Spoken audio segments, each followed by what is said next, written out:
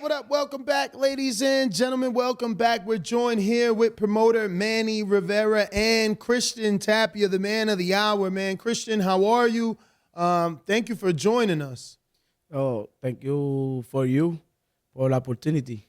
All right, so we're going to obviously talk to him in Spanish and have Danny do the translation so it'll be easier for him and for him to be allowed to talk a little more fluent. So, yeah, man, I don't know. I guess I want to start with, does he feel that the fight with Thomas Mattice and himself should be nominated at the very least for Fight of the Year candidate? Dice que si usted piensa que la pelea con Thomas Mattice debería ser nominada para pelea del año. Eso yo lo dejo a la perspectiva de la gente, pero yo estoy seguro que brindamos un buen espectáculo. He's like, no, I'll leave that to the people, to the public to decide, but I know that we gave the people a spectacle and a great fight. For sure, man. It was an amazing fight. What does he accredit his stamina? I mean, honestly, it was like Wolverine. My man would get hit with bombs and just recover instantaneously, go down, get up without showing signs of being affected, fight even when hurt. I mean, he was an animal in there.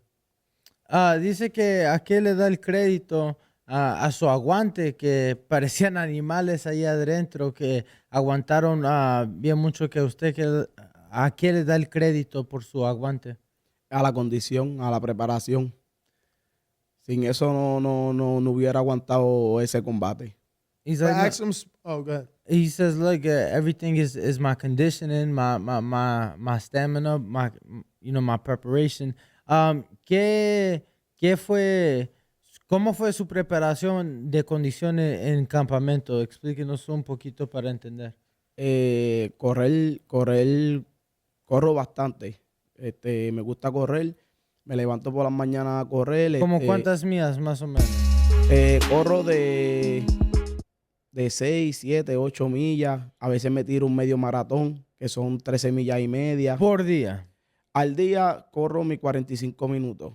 Okay. Pero depende de la velocidad que lleve, pues me tiro mis 6, mis 8. Así. Depende de la velocidad que vaya. Okay.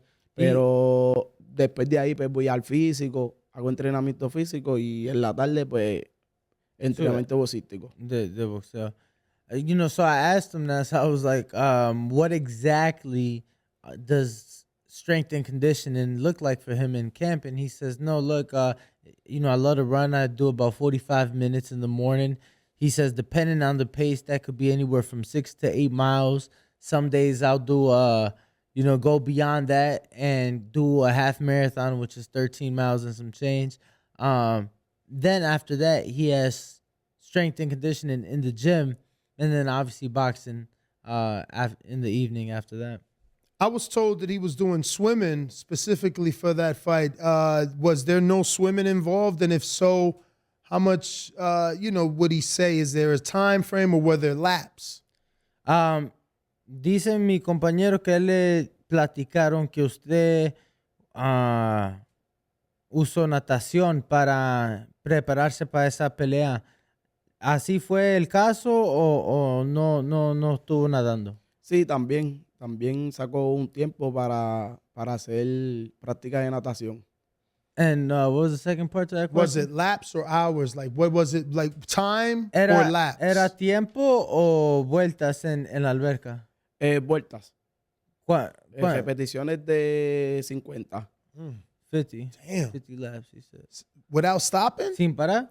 No, cogía mis 30 segundos de descanso y volvía para la otra, sí. Oh, okay. So every lap, 30 seconds. Entonces, cada una hace un descanso de 30. De 30, yeah, sí. every lap.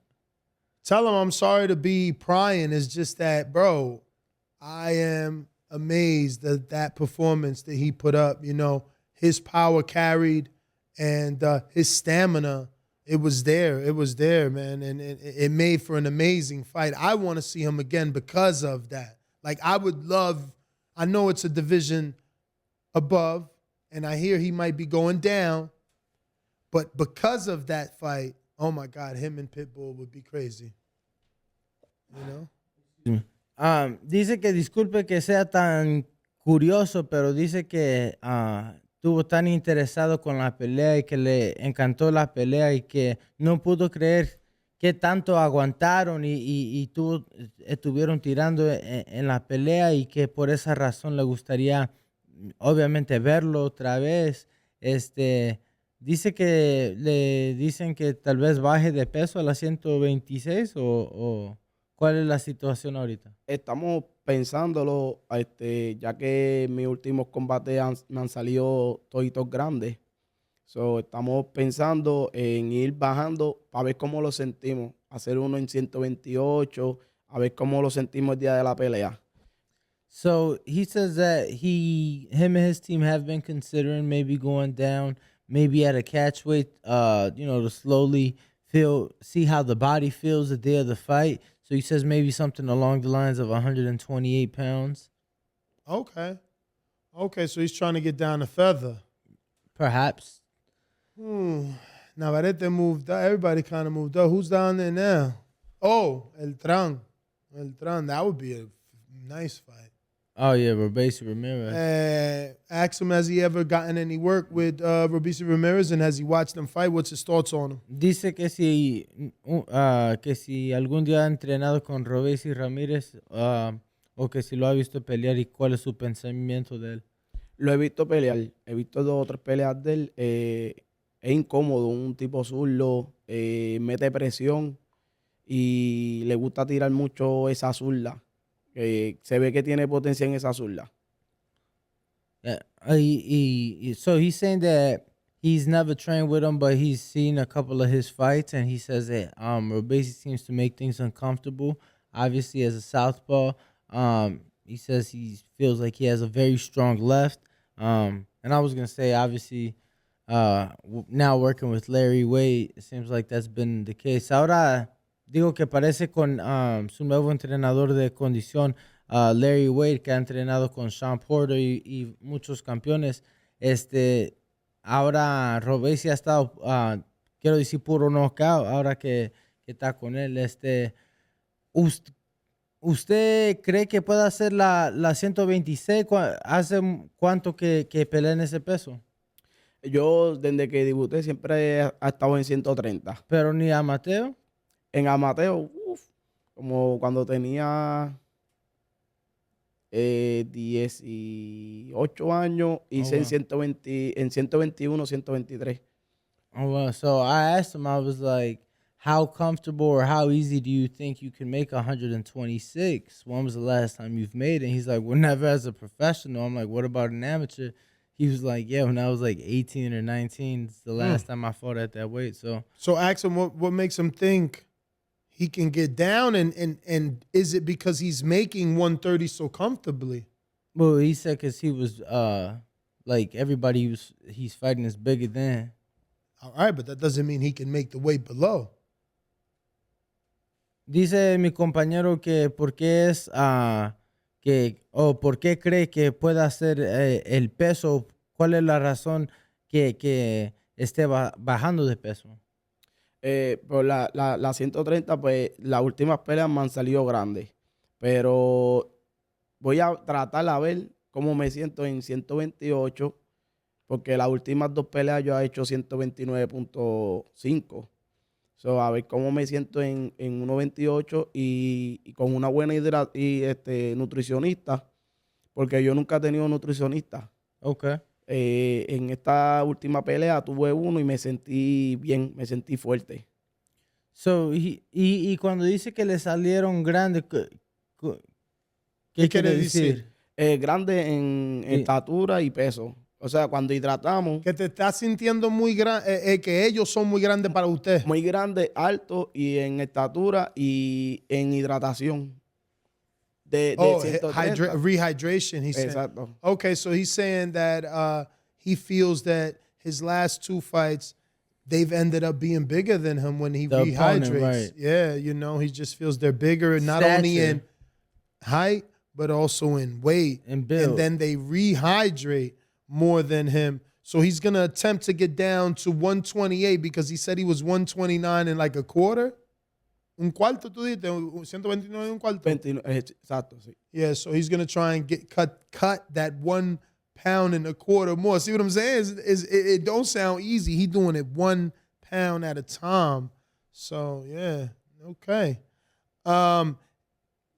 Ask him, has there been any talks of a rematch? What's the network saying to him? Have they said anything since the fight? Has he been in communication? Have they sent him an email, a box of chocolates, a flower? Han habido comunicación de una revancha, le han hablado, un correo electrónico, le han mandado flores, una caja de chocolate, dice mi compañero. Hasta ahora no ha visto nada de una revancha, pero me gustaría, siempre y cuando no fuera en Cleveland.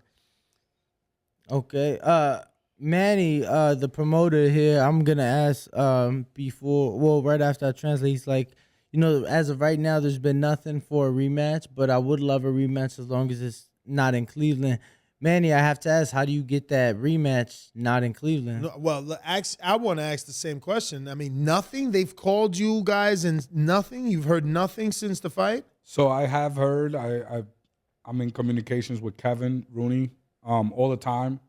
Actually, I was going back and forth with him on text. The last word he's told me about Christian in particularly is that he's going to talk to the team and they're going to get back to us shortly on what the next step is. So as the promoter, do you sit and allow him to rest because it was a tough fight, or do you get hands-on and put him in a local card back in the Philadelphia, PA area? So, yeah, the options are completely open. Due to the contract that we have with Matchroom, there's a certain amount of time that they have to give us an answer. If not, then he can be a free agent.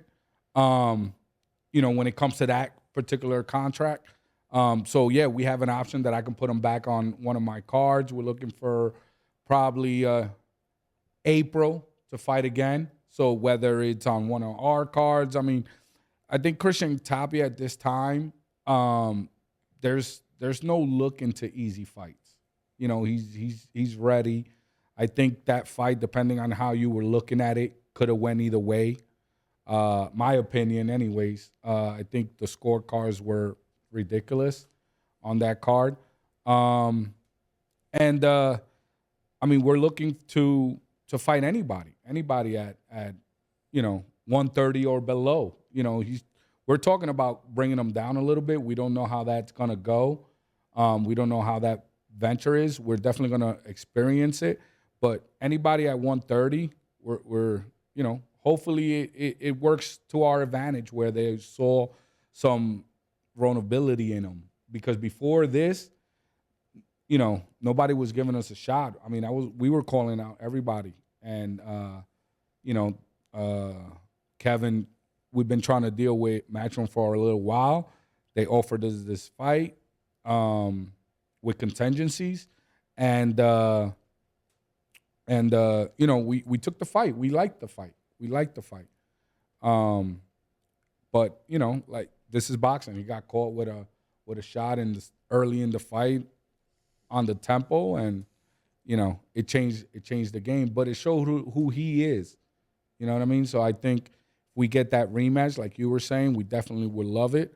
We would definitely take it because I think, you know, I don't want to take no credit from Mattice. He deserves it, but on a rematch, we could definitely be the dominant side on that. So who's his trainer? His father, Miguel Tapia, is his trainer since he was a kid. His brother was also a professional fighter. He fought under Cotto Promotion. So his father's been training fighters for a long, long time. That's who's been his trainer. For this fight, his strength and conditioning coach, which I believe made what you guys saw possible, was Gerald Duay. We brought him from Puerto Rico. Unbelievable guy. I think boxing will soon know who he is because he's never really ventured into the boxing world when it comes to hydration, the way to cut weight, nutrition. but So- the guy is amazing. So he was also dealing and handling. I'm sorry, the nutrition as well. Correct. He was in Okay. charge of Okay. all of that. We actually brought him from Puerto Rico, and he was with him the whole training camp. Yeah, I was gonna add. Well, that was gonna be my next question. Who was the nutritionist? So Yeah. it's the same guy. So he's now moving forward, part of the team. Correct. Okay. Okay. Why April? Because that fight, I mean, now that kind of puts him, 6 months in between. Was there a reason why April? Why the gap in between? Well, figure 3 months, 4 months. I mean, he just fought in November a few weeks ago. Oh shit, that's right. I'm thinking. I'm sorry. I'm thinking. Fuck. I'm thinking it was October. Yeah, no, it's okay. So, just giving him 3-4 months, maybe in between. I mean, it was a Okay. tough fight, and right back on it. He's back in the gym now and getting ready, and I think that would be a great time. So if not the rematch, where do you guys go from here? Because obviously, you want to, like you said, you're looking at the top at this point, so you want to move up those rankings. So, where do you guys go from here? Or where can you go from here? Like I said, we're currently by the agreement, we're currently still under an agreement with Matchroom. Like I said, last words from Kevin regarding Christian Tapia is that he's gonna have a meeting with the team and see how they're gonna go from that. But there's also a time frame to that. So I would say by the end of this month, the latest, if the case is, yeah, let's look forward, then I'm open to anyone. Brad, Top Rank, PVC, anyone at 130, 128, we could try, but definitely 130. We're ready for anyone at that weight. Yeah, I mean, 30 still has some decent fighters, man. Ask him, obviously, what's the relationship with him and his father like since it's father trainer? Dice que cuál es la relación con su padre, obvio, porque es padre y entrenador. Súper bien. Tenemos nuestro pleito como siempre, así, pero siempre estamos ahí al acorde. He says, no, it's a good one. Obviously, we have our disagreements, but overall, it's a good relationship. And ask him, did he hold camp here or was that in Puerto Rico? El campamento para la última pelea fue aquí en los Estados Unidos o Fue aquí en Estados Unidos, sí. ¿En dónde fue? En New Jersey y Filadelfia. Okay. So he says Jersey and Philly areas where he had Pero camp. yo siempre viajo a Puerto Rico. Esta vez no viajé porque como hubo un huracán allá, pues estaba sin luz y sin agua allá, pues entonces no me voy a ir para allá sin luz y sin agua. So me quedé acá, pero yo siempre voy y viajo allá, hago como un mes, 2 semanas, 3 semanas, un mes así, y viro para acá, que hago parte del entrenamiento allá. Abre el campamento y termina. Y acá. termino acá, exacto. So he says that although he did have full camp for his last fight against Mattice here in the U.S., he says that the only reason that was because of the hurricane that took place back in Puerto Rico. He says that he typically always opens camp in Puerto Rico, whether it be, 2-3 weeks a month, and then he'll finish out and close camp here in the U.S. So he says that was the only reason for the full camp here. Ask him, what do you think some of the benefits are of doing that, opening up over there and then coming over to wherever the fight is at, but specifically, what does he feel he's getting from being in Puerto Rico?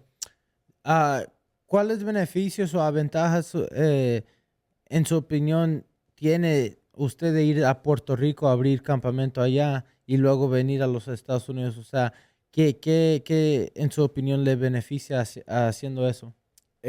Allá hay mucha carrera. Allá hay muchos lugares donde yo puedo ir a correr sin tener que estar yendo a un sitio más leído o algo así. Allí yo arranco, me levanto y por toda la carretera arranco. He says that it gives him so many more options to go run, and he says he literally can get out of bed, and get on the road and go running versus here in the U.S. having to travel or go somewhere to go running. For sure, for sure. Man, I had something else on the tip of my tongue. Damn it. But go ahead. I'm going to pull up these questions we have from the people on Patreon. I did see a post a few days ago. Hopefully we got a couple there for him. For Manny, I wanted to ask, what else do you have cooking? Obviously, being a promoter, what's in any the other horizon? fighters we should be looking at? What's in the horizon for you and your promotion? Absolutely. We're looking to do our next show in Philadelphia on February. So that'll be our next card. We have a couple of other fighters that actually we're Kevin's been texting me about to make some fights. We got Giancarlos Rivera. He actually trains with Boots Ennis. He's Boots Ennis' main sparring partner. 140-pound kid, explosive, very just straightforward. He trains with Bozy Ennis. So kid coming up now. He's 7-1. I have Godwin Rosa, which I'm talking to Kevin Rooney now, with a fight for April of next year with him. He's 10-2. Another explosive kid. We have a girl, female fighter. She's 3-0. Hopefully, you guys get to see her soon. She's so above her. What weight class? Our ability 114. Okay. She's fighting at explosive. Liana Cruz is her name. Oh yeah. I've heard of her. Yes, I mean she's amazing. Very marketable, very pretty young lady, and could fight. I mean, style. She's like, you cut her hair and you don't see her chest, you would think is a man in that ring. I mean, she's so sound when it comes to her boxing skills. Is amazing. So she's somebody that I want the eyes.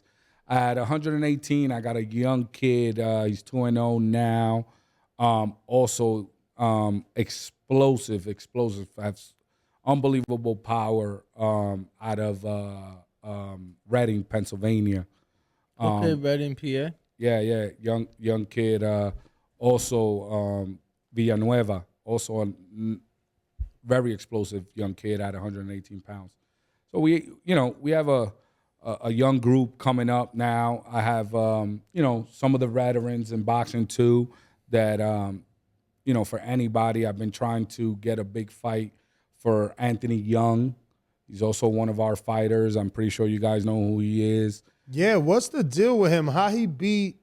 Who did he get the upset win? Was it Saddam Ali? He retired Saddam Ali after Saddam Ali beat Cotto. And then he does nothing after that. Yeah, I mean, I don't want to put no excuses to him. At that time, I didn't have him. He wasn't under our promotion. I know he did have some type of business dealing with Golden Boy, I think, at the time. Due to the win with Saddam Ali, I don't know if the negotiations didn't go right or whatever it was. I don't want to say something I don't know about. But he became stagnant for a while after that fight. And then COVID hit after that. And during COVID was when me and him started talking. I contacted Golden Boy, and they were like, yeah, man, he's, me and my partner, Will Ruiz. And he was like, yeah, man, he's a free agent. So we decided to sign him. And, we've been putting him on cards and just trying to keep him active. But I'm looking, he's ready. He's ready for a big fight. And I hear it. I hear it from everyone. I mean, hear it from Matchroom. I hear it from some of the other promoters as well that, he's a dangerous fighter. He's one of those fighters that, he doesn't have the big name, but he can go in there and upset your guy as he did before in the past. But he's a guy that deserves the shot. Talking about somebody that deserves the shot, he hasn't lost. He's since Saddam Ali. And, he just hasn't got the shot because of that dangerous factor that he has. So that's another fighter also that I want to mention and put his name out there for those that like to, check out, who the competition. And he's fighting at welterweight. that's nothing but welterweights. And that's why, you know, some of the frustration that I have with that. But have you called Espinoza? All of them. All of them. And you telling me they said no to a Boots fight? That's a fight that has never been brought up. That's a fight that's definitely never been brought up. They've worked with each other. You know, they're in the same area. So they worked with each other so many times. It's a fight that never been brought up. I'm pretty sure if it's brought up, we could definitely sit on the table. I'm going to be honest, now that you mentioned Boots, to me, I could be criticized, but that is the best fighter at 147 right now, unproven. I can tell you, and not just because of his ability. I know him since he was a kid. I know his family.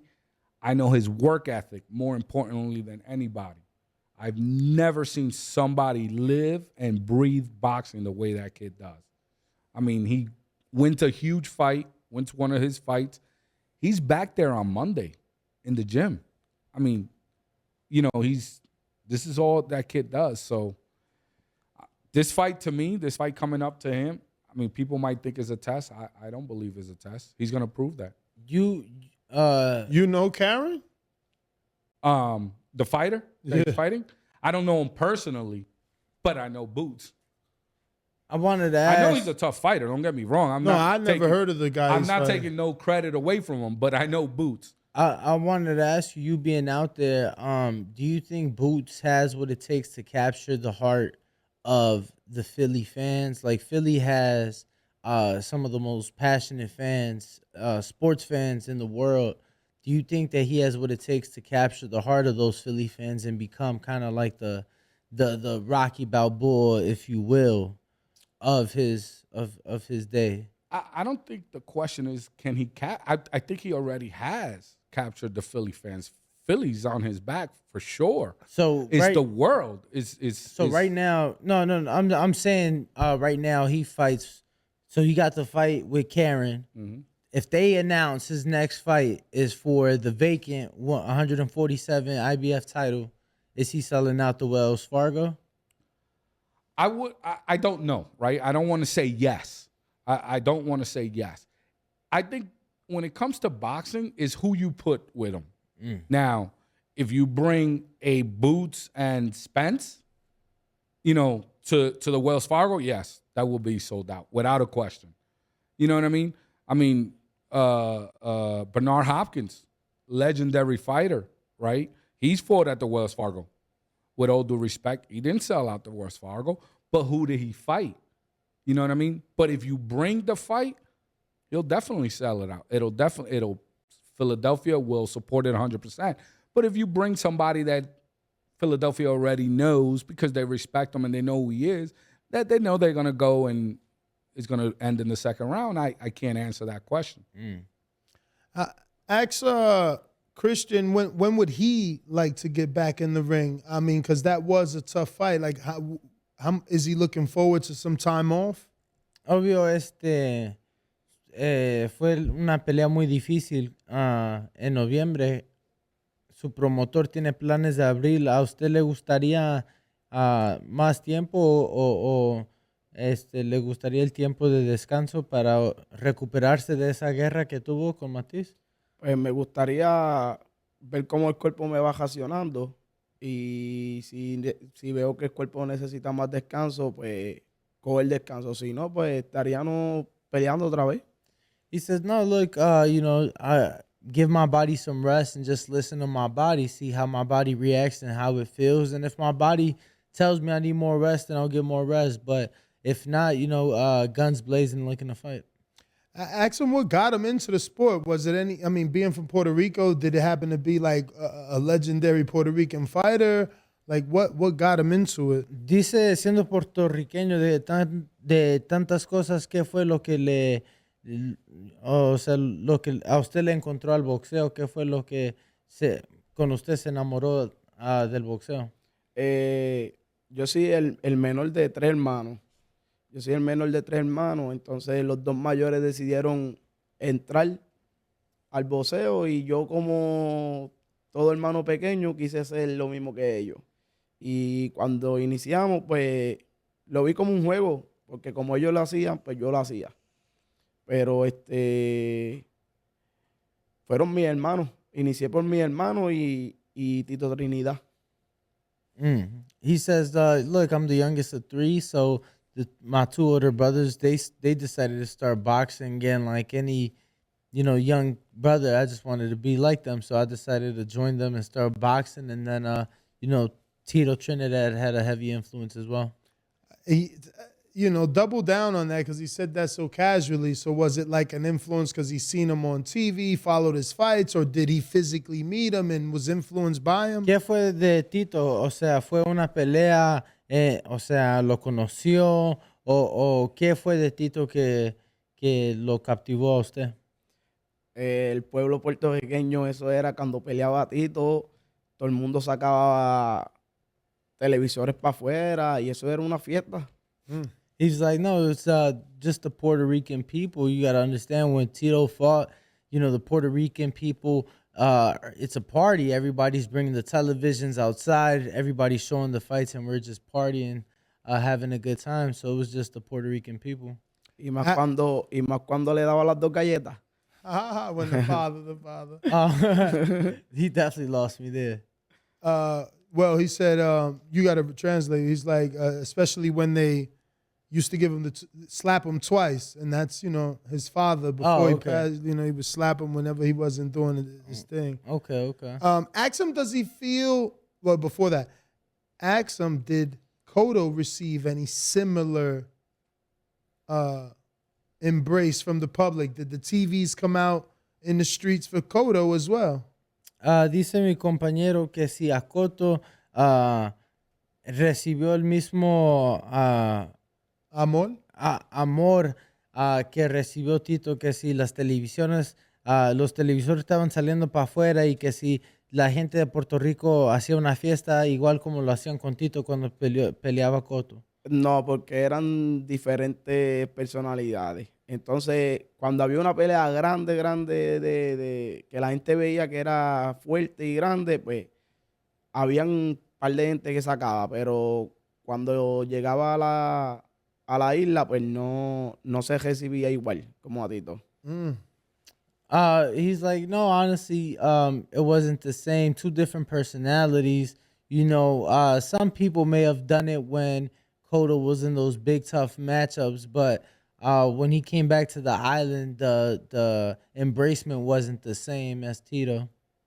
Does he think Berlanga will be received the way Tito was with the TVs come out for Berlanga? And if not Berlanga, then tell him, let him answer, then follow up and ask him who then? Yeah. Who would the Puerto Rican public bring out those TVs and make a party for in the street? Dice que si usted piensa que Edgar Berlanga podrá recibir ese amor algún día, que si llega a ser campeón del mundo, donde la gente de Puerto Rico le dé ese amor y lo reciba allá en la isla.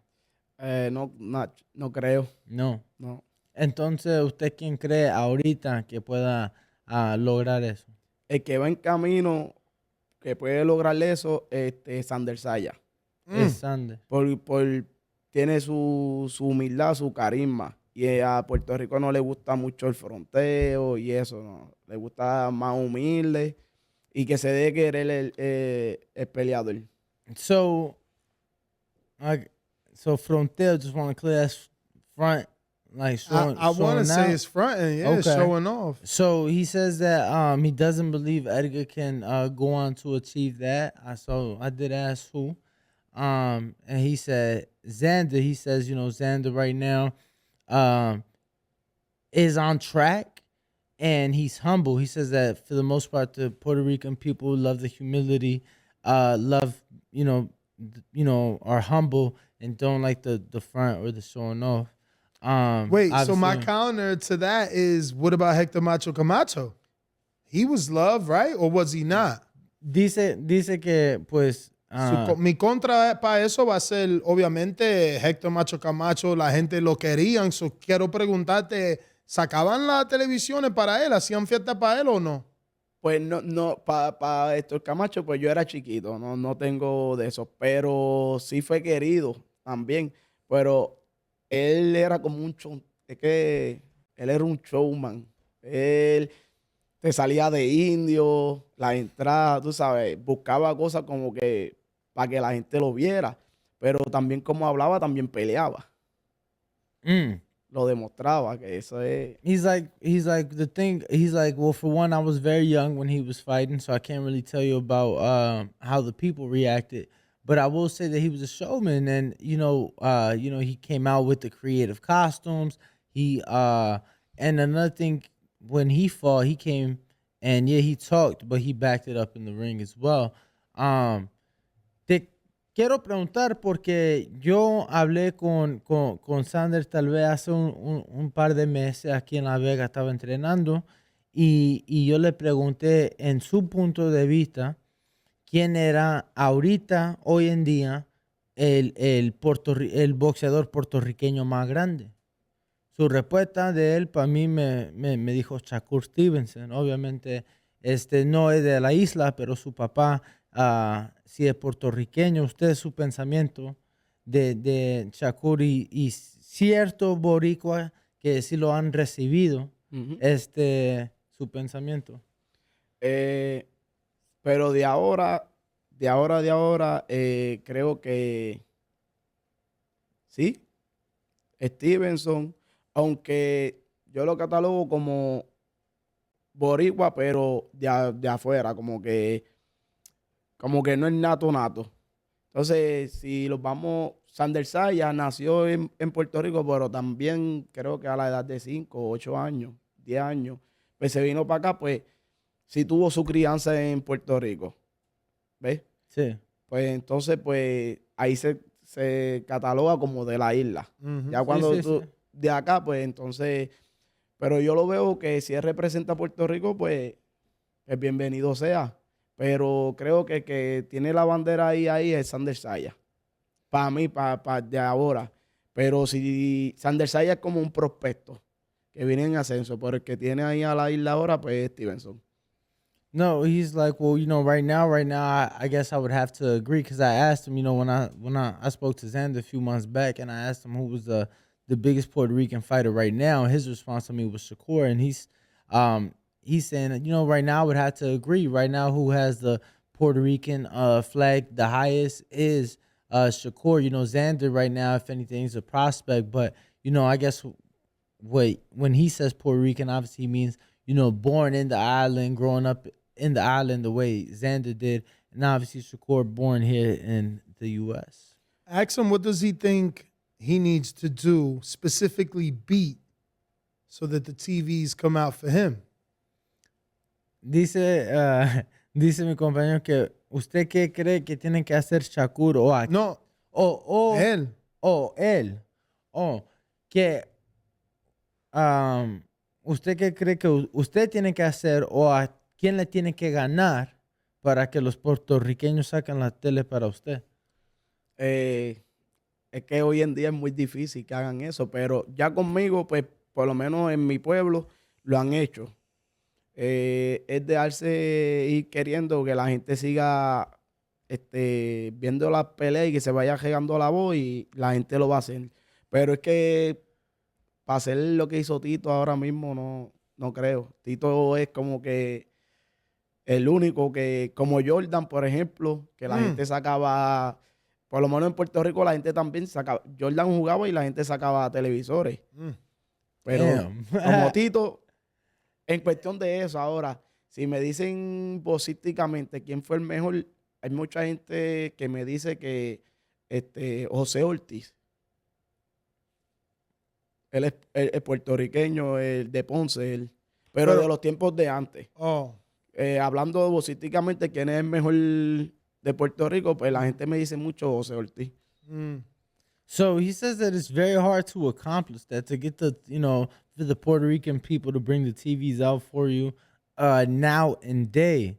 That's very hard to accomplish. He's like, at least where I'm from, the people have done it, but to do what Tito did, Tito was like a Jordan. People did that when Jordan played, but it's very hard and rare, of an occurrence. that's pretty sad. por qué cree usted que es así? Porque yo le digo a mi compañero que igual con Canelo, que, o sea, que Canelo nunca va a recibir, no importa quién le gane, nunca va a recibir el amor y el cariño que recibió Chávez. Y le digo, Chávez andaba con todo respeto acá peleando con su primo hermano, peleando con el taxista, peleando con el señor del agua, o sea, peleaba con cualquiera y obviamente tenía sus problemas fuera del ring.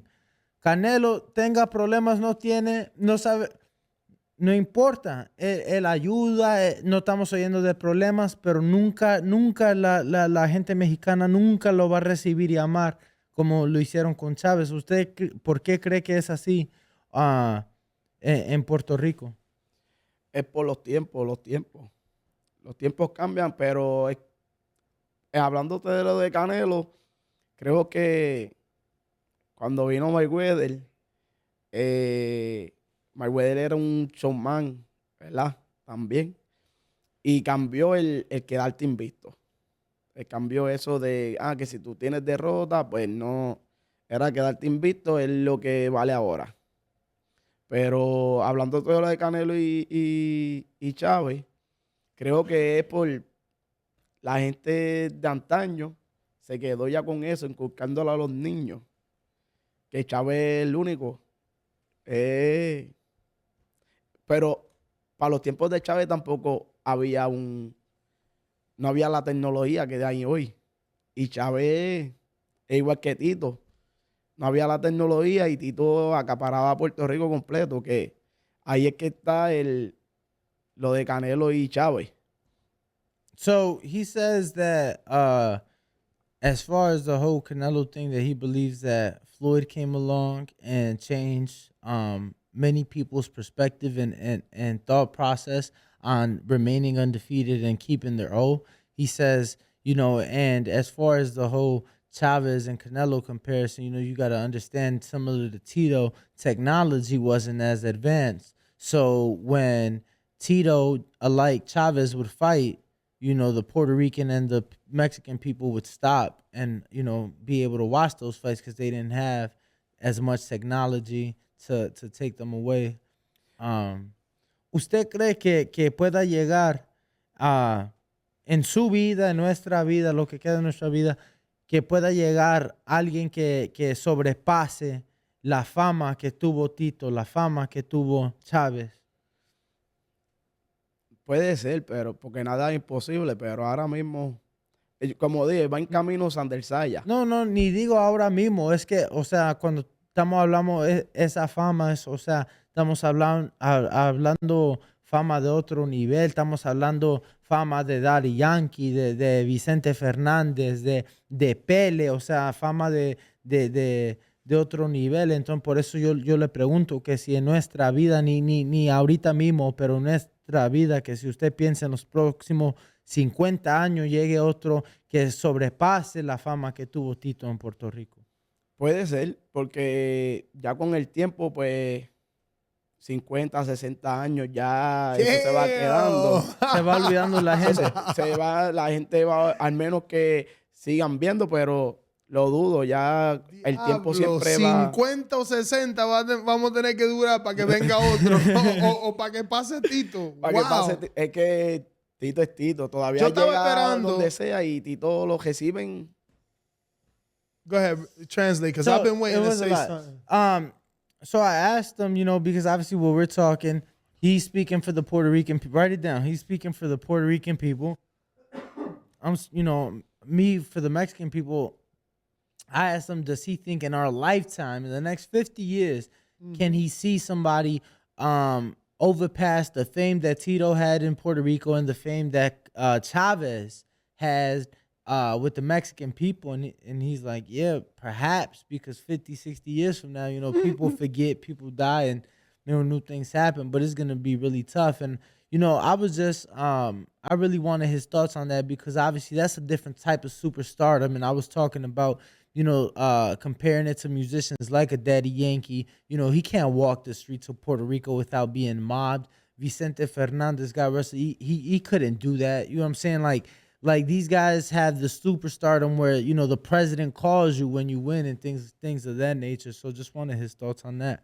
But what you got? So I wanted to ask, did he ever experience a Juan Manuel Lopez fight, specifically those Orlando Salido fights or the Roger Matagua fight? How was the city, well, the country, when Juan Manuel Lopez fought? I feel like had he not lost to Salido, he was on the cusp of taking over. Que si usted pudo experience. I got it. Llegaste, le estaba preguntando a él que te diga si tú has vivido y llegaste a ver la pelea de Juanma en el tiempo de él, porque pienso yo que antes de él perder esas 2 peleas contra Orlando Solido, él estaba ahí, que el público estaba atrás de él. Yo me recuerdo que hasta Dazn le dio un carro, pero Dazn de Puerto Rico, él tenía mucho sponsor, él tenía top rank y le llevaban la pelea para Puerto Rico. No hay peleador que tiene pelea aquí, o sea, que la ponen aquí, que están allá. Yo me siento que si él no pierde esa pelea con Orlando Solido, él puede ser esa estrella que estamos hablando. ¿Qué piensas tú y cómo estaba la calle, cómo estaba el ambiente cuando él peleaba en ese tiempo? Estaba también igual. Ya iba en camino. Iba en camino hasta que pues Salido le ganó. Pero Juanma también era... Es que cuando a él lo mareaban, era como que se quedaba peleando. No buscaba pasar el golpe, se quedaba peleando, menos cuatro noqueo. Y a la gente le gustaba eso. Entonces, pues, estaba en camino hasta que, pues, Salido lo... Después, cuando cogieron la revancha, ahí como que estaba regular, pero cuando vino la revancha y pasó lo mismo, pues ya ahí la gente, lo echaron. Porque el público boricua es así. ¿Sabes? Te tienen aquí...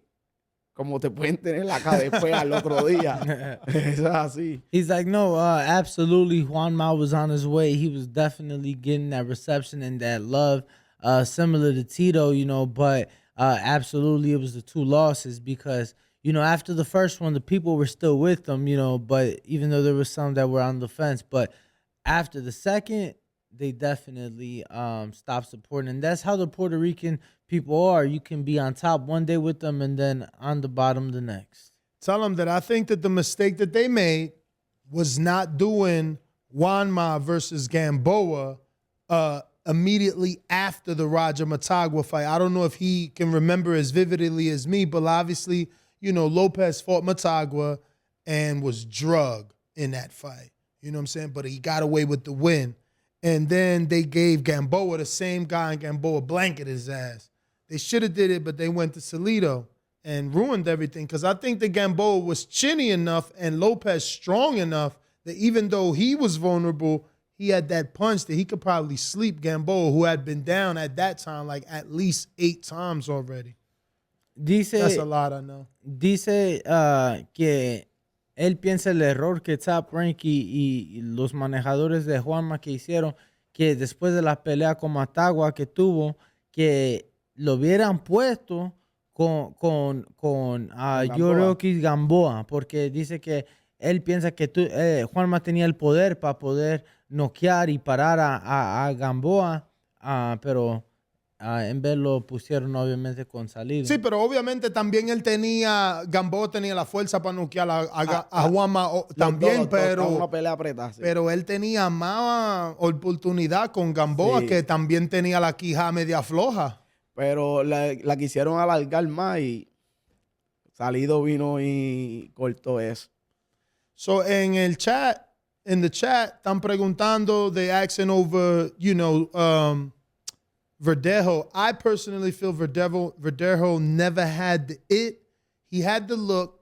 He did get the love and I guess the backing from Trinidad, but I feel like the people never got behind him. Obviously, it's probably a bad word to bring him up at this point. But yeah, you know, we want to get his thoughts, obviously, on Verdejo and how the public reacted to him then, not obviously now with everything that went on. que si usted piensa, mucha gente está comentando que si usted piensa que Verdejo al inicio tuvo ese recibimiento de la gente de Puerto Rico, porque obviamente tenía a Tito Trinidad hablando muy alto de él y todo eso, tenía la mirada, él piensa que no tenía lo suficiente adentro del ring, pero que si usted piensa que la gente lo recibió al inicio, lo estaba recibiendo así. Igual yo desde el inicio no le veía como que para profesional, no le veía el estilo, como se quedó como un estilo aficionado en pro. Pero en marketing lo tenía por acá arriba y él estaba acá. So, en Puerto Rico estaban así, la gente que no ve boxeo, que no consume boxeo mucho, pues sí, verdeo, verdeo, verdeo, verdeo. Pero el que sabía de boxeo, que no estaba como que todavía no me ha demostrado. He's like, no, same thing with me. I felt that he didn't have a pro style, and he was here, but the marketing was even higher. So the people in Puerto Rico that didn't watch boxing as much, they did fall into that, and they were beginning to receive him, like that. So I gotta ask because technically or mechanically, right? Mechanically, because not technically, mechanically, he threw the punches well. Verdejo looked good, but every time they stepped him up, he would get beat up, Did he think it was the trainer? He stuck with that trainer, Ricky Martin, for so many years. Does he think he was not able to learn enough or more than because of the trainer? Dice que And if he doesn't want to comment, it's also cool because I know they're all Puerto Rican. And shit. Dice que mecánicamente Verdejo tiraba los golpes, se miraba bien, pero cuando lo ponían con alguien difícil, alguien un rival difícil, obviamente no respondía, no ganaba esas peleas. ¿Usted qué cree que fue y que si piensa que fue el entrenador Ricky Martin que se quedó con él muchos años y dice que si prefiere no dejar comentario que también está bien? Siempre le quieren echar la culpa al entrenador, pero también el boxeador. El entrenador no puede ser padre de él fuera del boxeo. Él mientras llega al gimnasio, pues él lo atiende ahí. Fuera del gimnasio, él tiene que tener su disciplina. Así tiene que ser todo boxeador. Y según pues no era tan disciplinado, que fue cuando se cayó en la motora y eso, cuando iba por un título mundial, que eso era una oportunidad que todo boxeador quiere tener, y la desperdició ahí. So que entrenador no creo que la culpa la tenga un entrenador. He's like, no, look, everybody always wants to blame the trainer, but the thing is that the trainer can only be your trainer in the gym, inside of the ring. He cannot be your trainer outside of the ring, and the discipline or lack of that you have, that's on you. So, we've always heard he was very undisciplined, and we saw it. He was on his way to a world title and wasted that opportunity with the whole motorcycle incident. So, no, I think it's on him, not on any trainer. 3 more. James Valdez, San Antonio, Texas. How do you see the Tank versus Hector Luis Garcia fight playing out? Estas son preguntas de unos aficionados. Esta viene de San Antonio, Texas. Dice, ¿usted cómo ve la pelea de Héctor Luis García contra Gervonta Davis el 7 de enero? ¿Cómo la ve? En 135 creo que Davis. He says at 135, I think Davis. ¿Cree que llega a la distancia? Eso depende, porque el García se ve que es fuerte también y es alto, pero es 30. No sé cómo les venga a las 35. So I asked him, does he think the fight goes the distance? And his response was at 35, Tank. So he said that, it kind of depends, given that Hector Luis Garcia is a 30-pounder, but he does look like a strong 30-pounder, and he's tall as well, so it kind of depends. Brandon, he's already answered this, so we'll shout out Brandon, who said, what is the feeling in Puerto Rico about Xander Zayas? But he gave a in-depth breakdown. David Maldonado touches on Shakur, kind of what you touched on. But the gist of the question is, why hasn't Puerto Rico produced another elite fighter? They've only been producing half elites. Shakur, Danny, guys like that. Since Cotto, there's been no full-blown elite. Ain't elite like same shit in Spanish? Pretty sure. Élite. Elite. Dice que por qué. No yo. David Maldonado de Nueva York quiere saber cómo se siente el público sobre Shakur Stevenson y por qué tú piensas que la isla no ha podido producir peleadores de calibre élite que nomás son como medios, como Shakur, que obviamente medio puertorriqueño, o sea, Sí, porque- igual con Dani García, que llegó obviamente campeón mundial americano puertorriqueño. americano puertorriqueño. Entonces, dice que en su opinión, ¿por qué cree que la isla no ha producido campeones de calibre élite? Hay boxeadores élite, pero no le están dando la promo que se merecen. Por ejemplo, Pedraza, cuando estaba Pedraza, estaba Verdejo, le daban más promoción a Verdejo que a Pedraza. Decían en Puerto Rico, la gente tenían a Verdejo acá y a Pedraza acá abajo. Cuando Pedraza para mí, ahora mismo es el mejor de Puerto Rico. Por ahí viene también Subriel Matías, que pelea con Ponce por el título vacante. Está Manny Rodríguez. Son de boxeadores élite, pero no le están dando la promo que se merecen. Y el otro Librón, ¿qué tú piensas sobre Moncho. Librón? Moncho. Sí, así de Moncho. Moncho Lebrón también viene por ahí. ¿Sabe? Que está demostrando, pero tienen que darle la promo que se merecen. No le están dando las promos. Déjalo traducir. So he says, he's like, no, the thing is that the island is producing elite fighters, but they're not getting the opportunity and the promotion that they deserve. When Pedraza was at his highest, you had Verdejo there, and what did they do? They chose to promote Verdejo when, we all felt that Pedraza was a far better talent. So, now you have guys there. They just have to give them the opportunity, the promo and the marketing that they deserve. Normally, Top Rank was that promotional outfit that knew how to seek Puerto Ricans and groom Puerto Ricans. Does he feel that Top Rank has lost their desire to find the next great Puerto Rican fighter?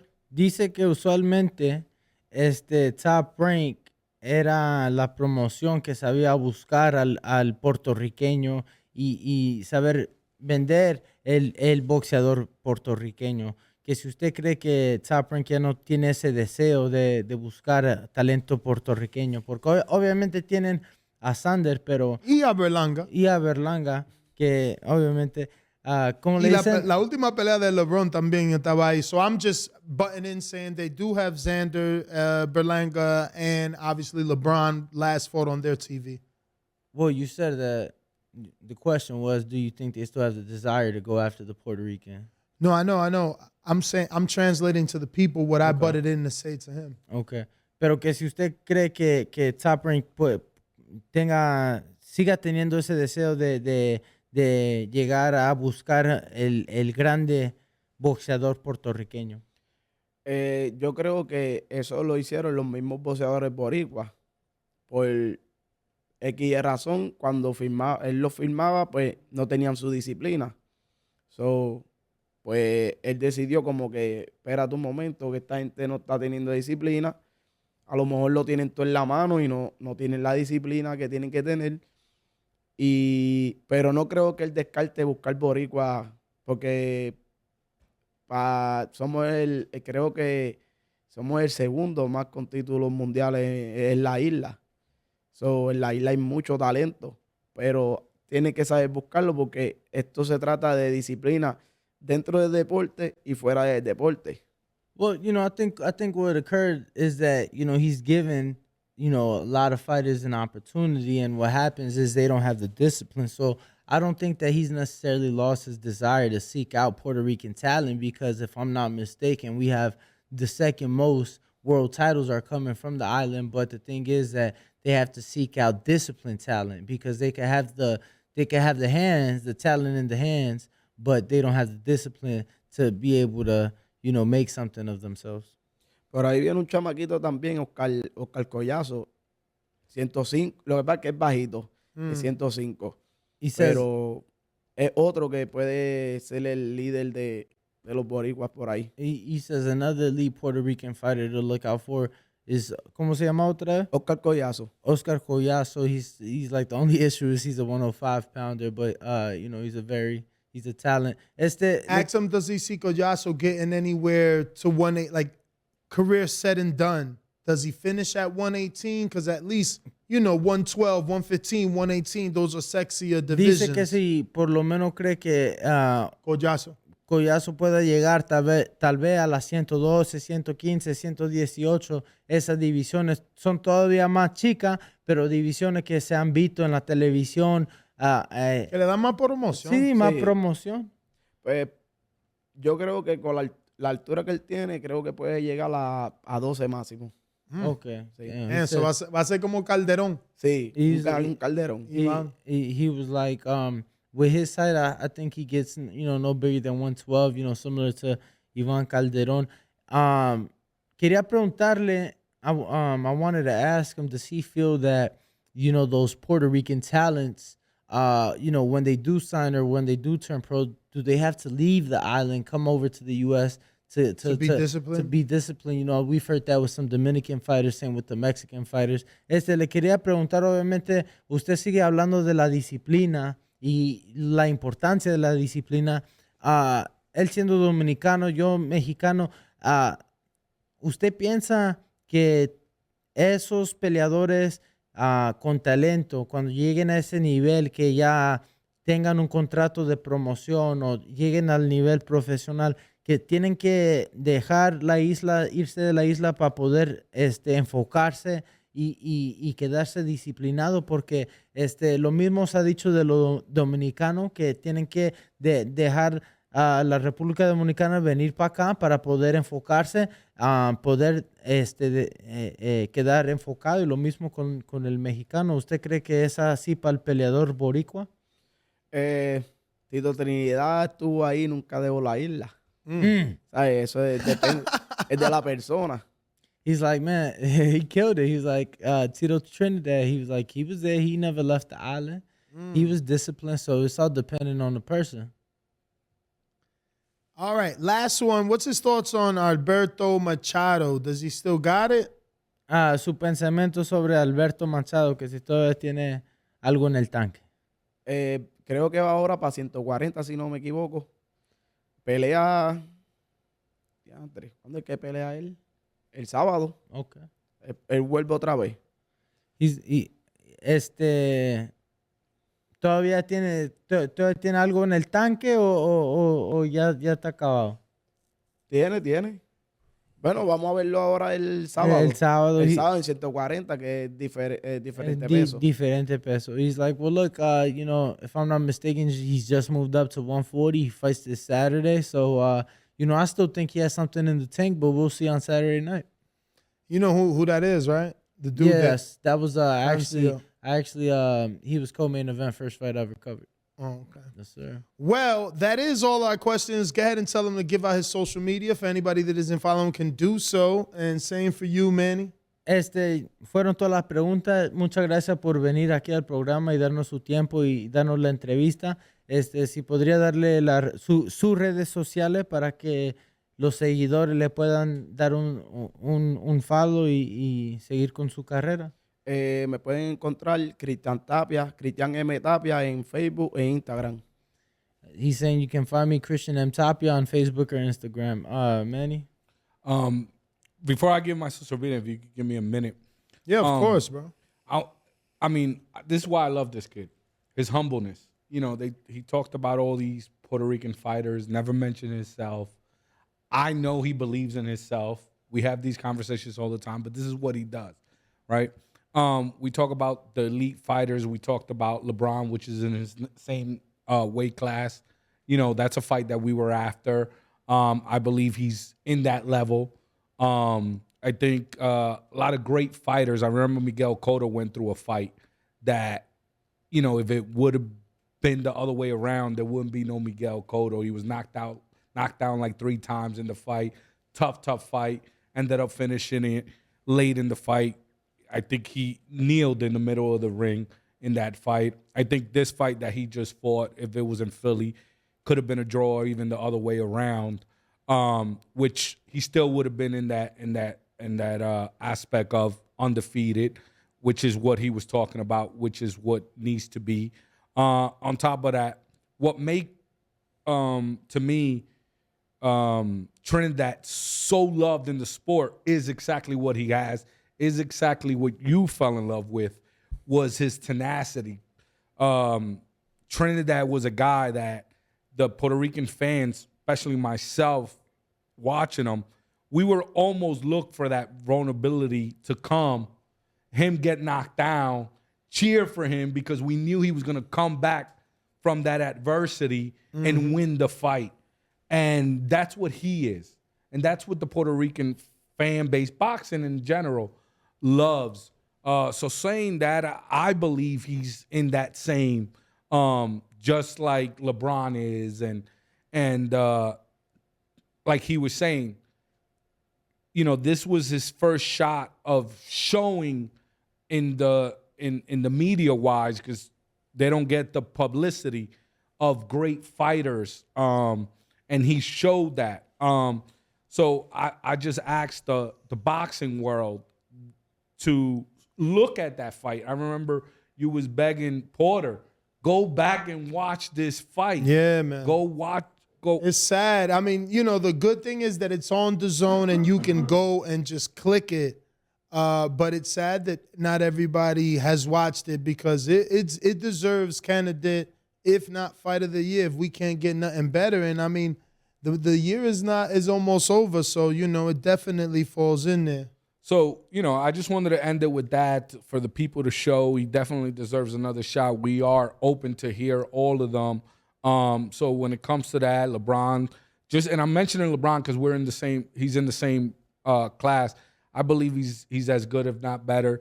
That's only shown at a fight that could be proven. But thank you so much. It's been a pleasure. I really, really appreciate the opportunity to be in here. You guys are top notch. This place is amazing. Thank you so much for being here. My social media pages is Hard Hitting Promotions is my promotions. And the social media pages, all of them, Facebook, Instagram, Twitter, is Hard Hit Promo. All right. Well, there you have it, ladies and gentlemen. I am your host, Nesta Gibbs. Find me on Instagram and Twitter at NestGTO. Ringwalk Danny, we are the Boxing Voice. Catch us tomorrow morning at 6 a.m. Pacific, 9 a.m. Eastern. We out.